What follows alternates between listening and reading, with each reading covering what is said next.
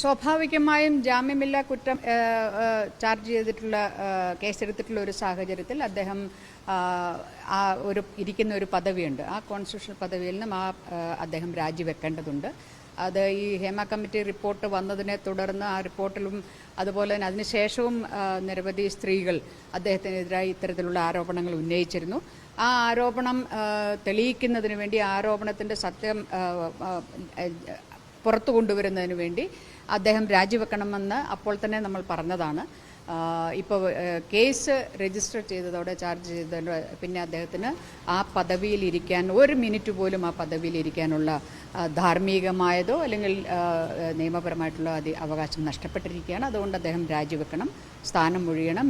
ഈ ഹേമ കമ്മിറ്റി റിപ്പോർട്ടിനെ തുടർന്ന് SIT ഫോം ചെയ്തുകൊണ്ട് ഈ വിഷയത്തിൽ വളരെ ഗൗരവത്തിൽ ഇതിനെ അപ്രോച്ച് ചെയ്തിരിക്കുന്ന